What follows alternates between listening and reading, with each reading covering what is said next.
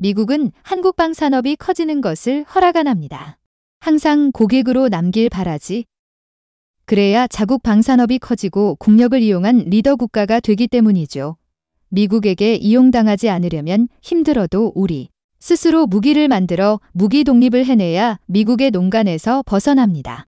국방산업이 꾸준히 클 수 있도록 꾸준히 지원해야 합니다. 미국은 우리 방산업이 실패하기를 바라기에 뒤에서 로비를 하면서 자립하지 못하게 공작하고 있습니다. 절대적 지지를 통해 자주국방을 이루어야 합니다. 미국은 우방이 아닙니다. 제1교역국이자 중국보다 조금 나은 수준의 강대국일 뿐 우린 중립 노선을 잘 지켜야 합니다. 미국은 동맹일 뿐 무기는 공유할 수 없는 국가입니다. 전략적 동맹, 그 이상도 그 이하도 아닙니다. 미국의 갑질에 신물난 우리 기업들. 무슨 이유로 네티즌들이 그렇게 반응하고 댓글을 달았을까요? 한번 같이 봅시다. 세계 최대 군사 에어쇼인 피아트 에어쇼에 참가해 최우수상과 인기상을 받으며 우리 공군의 뛰어남을 세계에 알린 한국 공군 특수비행팀 블랙이글스가 임무를 훌륭하게 마치고 무사히 귀환했습니다. T-50B 8대로 구성된 블랙이글스는 군사 외교 및 방위산업 제품 수출 지원 등을 위해 피아트 에어쇼와 판버러 에어쇼에 연달아 참가했고 이를 위해 6월 초 이미 비행기 동체와 날개 등을 분리해 아시아나 화물기에 실어 영국 현지에 이송한 바 있습니다. 그런데 귀국길에 블랙이글스가 잠시 급유를 위해 들른 대만 가오슝 국제공항에서 위험한 상황을 마주했던 사실이 알려졌습니다. 세계적인 에어쇼에서 출중한 기량을 선보인 블랙이글스는 지난 2달 동안 영국, 폴란드, 이집트, 필리핀 등에서 멋진 에어쇼를 선보인 뒤 13개국 2만여 km의 거리를 비행해 귀환하던 길이었습니다. 그런데 블랙이글스 T-50B 일대가 가오슝 공항 이륙 직후 새와 충돌한 것입니다. 일명 버드 스트라이크가 일어난 것인데요. 보시는 장면처럼 새는 블랙이글스 T-50B 날개에 충돌해 자칫 커다란 사고로 이어질 뻔했습니다. 우리 공군은 블랙이글스 일대가 가오슝 공항에서 새와 충돌하는 사고가 있었지만 없어 무사히 귀환했다고 전했습니다. 조류 충돌, 버드 스트라이크는 항공기의 이착륙 또는 순항 중에 새가 항공기 엔진이나 동체에 부딪히는 현상으로 자칫 항공기 추락이 심한 손상으로 이어질 수 있는 위험한 사고입니다. 특히 엔진이나 조종석 캐노피와 충돌하는 경우 아주 위험합니다. 지난 1월엔 공군 F-35의 일대가 비행 훈련 중 항공전자 장비가 마비되고 랜딩 기어가 내려지지 않아 비상 동체 착륙하는 사고가 있었는데 그 원인도 독수리가 엔진에 빨려 들어갔기 때문이었습니다. 이것은 세계에서 F-35가 조류와 충돌한 첫 사고 사례였습니다. 블랙이글스의 조류 충돌 영상을 본 네티즌들은 샵사인 큰일 날 뻔했. 엔진이나 캐노피와 충돌하지 않아 다행이다. 샵사인 대만 가오슝 공항은 조류 퇴치 관리를 어떻게 하는 것인가? 배트맨들도 없냐? 등의 반응을 보였습니다. 세계 각국의 공군과 민간 비행장에서는 항공기 안전을 위해 새들을 쫓는 배트맨들을 운용하고 있기 때문입니다. 미국 연방항공국에 따르면 지난해 미국에서 야생동물과 항공기가 충돌한 사례는 14,368건에 달했습니다. 그래서 한국 공군을 비롯해 세계 각국 공군과 민간 비행장에서는 새들을 내쫓는 배트맨들을 운용하고 있습니다. 배트비에티는 버드 얼러트 팀의 약어입니다. 항공기는 큰 새처럼 보이지만 사실은 새와는 상극입니다. 특히 이륙을 위해서는 보통 비행기의 총중량에 따라 경비행기는 약 100km, 대형 항공기는 약 300km의 속도로 올려야 하므로 이 어마어마한 속도에서 새를 발견하고 회피 기동을 한다는 것은 거의 불가능에 가깝습니다. 가장 큰 문제는 버드 스트라이크를 당하는 부위가 대부분 공기를 흡입하는 엔진 부위라는 점입니다. 엔진은 주위 공기를 빨아들이기 때문에 옆으로 피하고 싶어도 피하기 어려운 것이죠. 얼마 전 개봉한 영화 탑건 매버릭에서도 파일럿이 정신을 잃는 중력 가속도에 따른 블랙아웃 현상과 비행기와 새가 충돌해 엔진 파열을 일으킨 버드 스트라이크 장면 등을 보여줘 관객들의 시선을 사로잡았는데요. 새가 엔진 부위에 빨려 들어가면 엔진 고장으로 인한 동력 상실을 유발할 수 있기에 매우 위험합니다. 글라이더가 아닌 이상 제트 비행기가 엔진을 잃는다면 추락으로 이어질 수밖에 없기 때문입니다. 비행기는 사고 날 확률은 일반 차 사고보다 적다고 하지만 버드 스트라이크에 의한 사고가 날 경우 높은 고도를 비행 중이기 때문에 사고의 강도 역시 훨씬 클 수밖에 없습니다. 그래서 BAT 맨즉슨 조류 퇴치원이 필요한 것인데요. 대만 가오슝 비행장이 조류 퇴치원을 가동 중이었는지는 알려진 바 없지만 가오슝 비행장에서 당한 버드 스트라이크는 자칫하면 우리 블랙이글스 팀을 위험에 빠뜨리게 할 수 있었다는 점에서 간담을 서늘하게 했습니다. 하지만 새와 갑작스러운 충돌에도 불구하고 침착하게 운행을 계속한 블랙이글스 팀의 조종사의 기술과 우리나라가 수출하고 있는 T-50B의 내구성이 얼마나 훌륭한지도 다시 한번 입증된 사건이었습니다.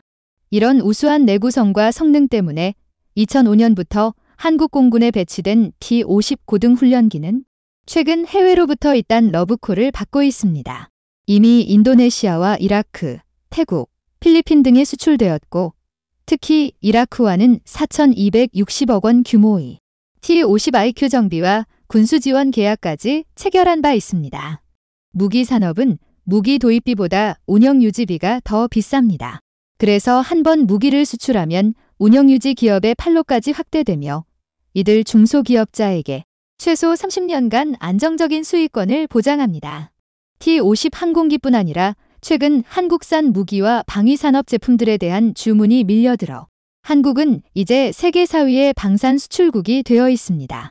T-50 외에도 최근에는 한국항공우주산업이 만든 국산 소형 무장헬기 라이치에 관심을 보이는 나라들이 부쩍 늘었습니다. LH는 가격도 상대적으로 저렴하고 공격력도 좋아 경쟁력이 있는 기종입니다. 아프리카 및 중동 지역에서도 관심을 보이고 있습니다. 한국은 세계에서 11번째로 헬리콥터를 자체 개발한 국가입니다. T-50 같은 고등훈련기와 달리 중형 헬기 시장은 레드오션인데다 한국은 후발주자였습니다. 하지만 늦게 시작해도 한국의 성장은 빨랐습니다. 최근 FA-50 수출 대박이 터지고 세계 8번째로 초음속 전투기 KF-21 개발에 성공하면서 세계 시장에서 한국산 무기에 대한 위상이 높아지면서 한국산 헬기에도 관심을 보이는 국가들이 부쩍 늘어났기 때문입니다. 최근 한국이 가장 마케팅에 집중하는 국가는 필리핀입니다. 2018년 한국은 국산 헬기 수리온을 필리핀에 수출했는데 필리핀은 수리온에 크게 만족한 나머지 필리핀 공군이 미군의 블랙호크를 선정했음에도 불구하고 경찰과 해군 쪽에서는 여전히 한국 수리온에 관심을 보이고 있습니다. 한국은 필리핀 외에도 산지나 섬이 많은 인도네시아, 태국 등을 대상으로 헬기 마케팅을 펼치는 중입니다. 사실 동남아시아와 중동 국가들은 얼마 전까지만 해도 러시아제 무장 헬기를 많이 샀습니다. 하지만 러시아가 우크라이나 전쟁을 일으키면서 러시아제 무기 구매가 어려워진 상황이고 이 틈을 타 한국 방산업체는 새로운 시장을 개척하고 있는 것입니다. 제2차 세계대전 당시 독일이 타이거 등의 전차를 만들어 연합군과 싸웠을 때 한국은 자동차도 찾아보기 어려운 상황이었습니다. 하지만 80년이 지난 지금 한국은 독일과 대등한 수준의 무기를 개발해 해외 시장에서 경쟁하는 국가가 되어 있습니다. 최근 폴란드가 유럽연합의 주요 국가인 독일 무기를 구매하는 대신 한국과 K2 전차 180대, K9 자주포 212문을 도입하는 1차 이행 계약을 맺었고 작년에는 호주가 K9 30문을 비롯한 1조 규모의 한국 무기를 사갔으며 올 2월에는 이집트의 K9 자주포 200문, K10 탄약 운반 장갑차 및 K11 사격 지휘 장갑차를 수출했다는 것은 세계 시장에서 한국의 위상이 어떠한지를 보여주는 증거들입니다. 이미 CNN은 한국 방산 4강론을 조명하는 기사에서 한국은 이미 무기 수출 경쟁에서 야심찬 목표를 향해 단계를 밟아 나아가고 있고 무기 시장의 메이저리그에 진입했다고 평가했습니다. 특히 한국의 군사 장비는 미국산보다 저렴하면서도 위력이 매우 강력한 대안이라고 높이 평가했습니다. 폴란드가 미국산 최신 전차 M1A2 에이브럼스 250대를 구매하려 했지만 980대로 방향을 튼 것이 대표적입니다. 이렇게 폴란드가 막판에 한국산으로 방향을 튼 이유는 K2 전차를 도입하면 미국산보다 훨씬 빨리 큰 물량을 확보할 수 있는 장점이 작용했다는 평가입니다. 러시아의 우크라이나 침공으로 자국 방어가 다급해진 폴란드는 하루라도 빨리 물량을 공급할 수 있는 한국을 선택할 수밖에 없었을 겁니다. CNN은 최근 한국 방산의 비약적인 성장에 대해 이렇게 분석했습니다. 미국이 한국산 무기 판매로 직접 돈을 벌지 않더라도 한국 방산의 도약은 미국에도 희소식이다. 전략적으로 볼 때 한국이 미국의 다른 동맹국들에 첨단 무기를 공급할 의지와 능력이 확대되는 것을 미국은 반겨야 한다. CNN이 대놓고 한국산 무기를 구입하라고 대외적으로 홍보를 해준 셈인데요. 러시아의 우크라이나 전쟁으로 인해 각국이 경쟁적으로 군비를 확장하고 있는 가운데 지금 바이든 행정부는 미국의 방위산업 역량을 강화하면서 한편으로는 유럽과 인도 태평양 지역에 군사자원을 투입해야 하는 난제와 씨름하고 있기 때문입니다. 이럴 때 한국의 방위산업이 성장해 무기가 다급한 국가들에 양질의 무기를 수출해주고 있으니 다행이라는 이야기입니다. 우크라이나 전쟁으로 무기고가 바닥난 미국이 우방국들의 비약적으로 발전된 한국산 무기를 최근 한국항공우주산업이 폴란드에 FA-50 경공격기 48대를 수출하는 실행계약을 맺은 가운데 폴란드 공군 요구도를 적용한 FA-5OPL 그래픽 형상을 언론에 처음 공개했는데요. 최고 성능이 적용된 해당 전투기 때문에 미국이 한국에게도 함께 사업을 하자고 제안했다고 전해지고 있는데요. 이번 시간에는 수출형 FA-5OPL의 성능과 현재 상황을 살펴보겠습니다.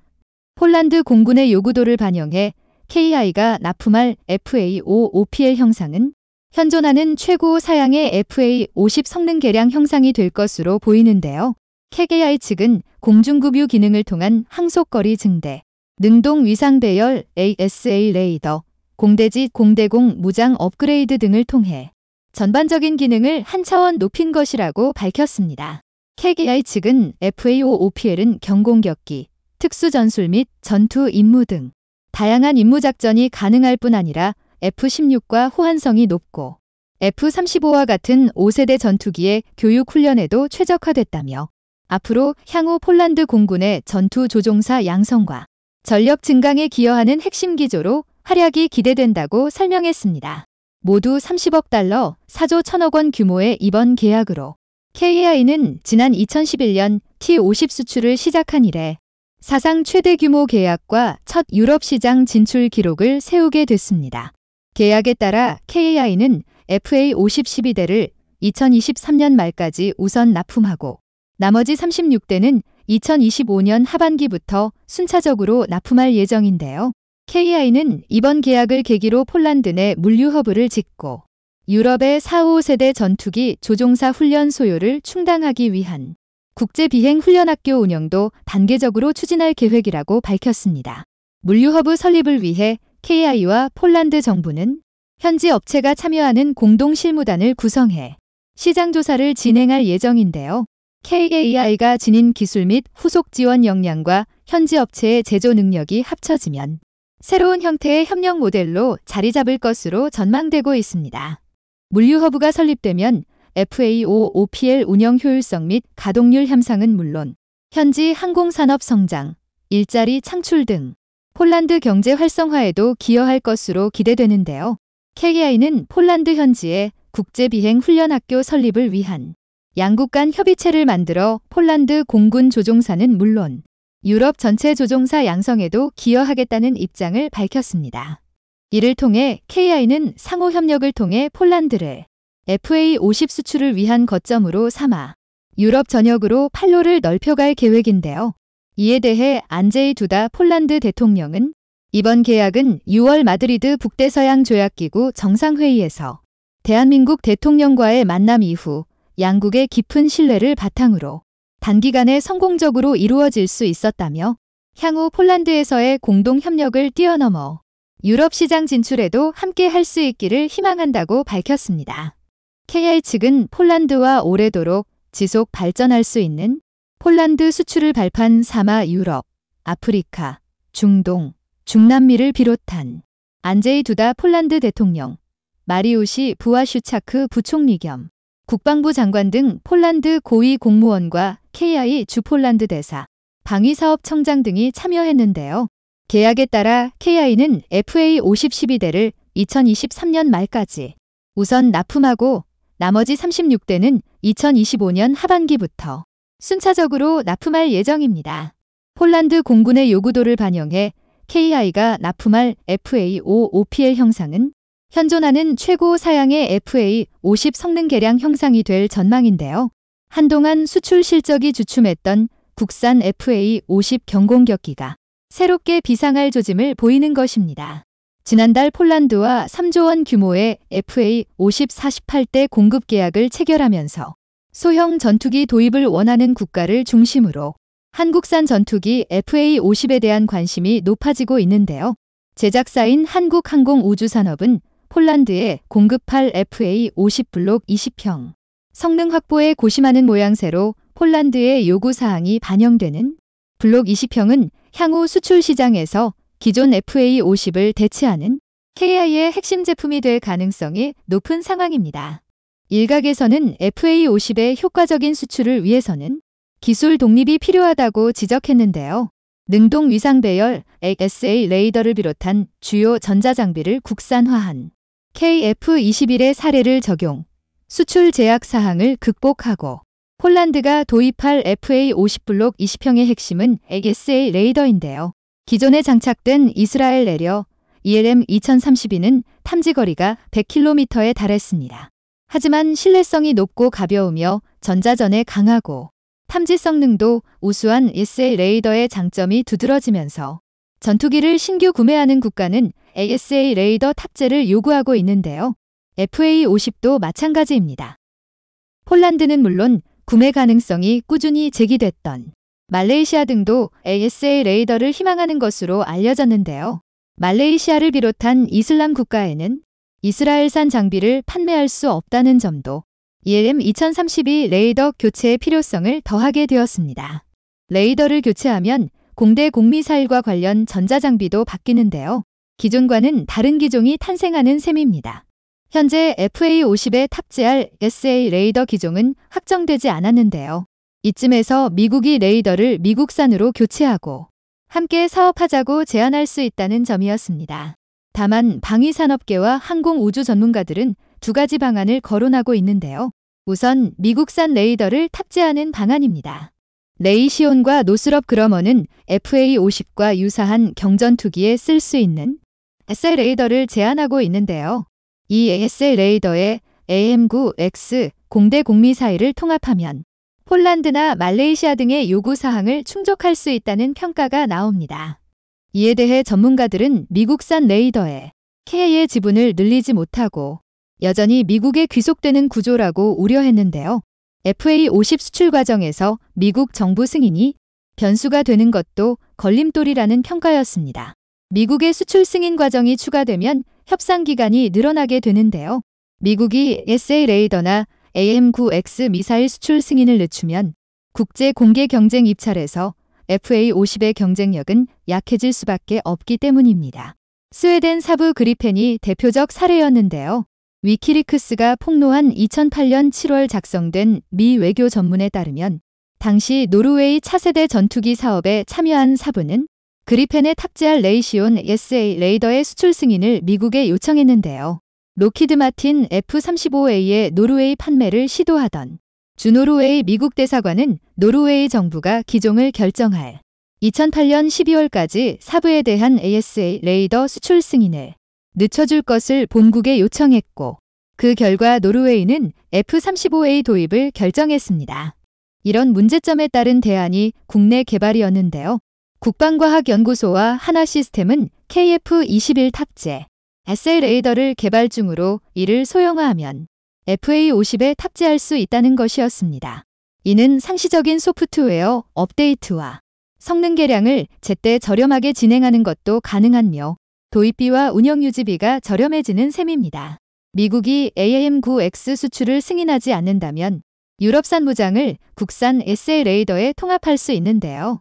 KF-21은 유럽 MBDA 미리오 중거리 공대 공미사일과 독일 거래 IRST 단거리 공대 공미사일을 장착합니다.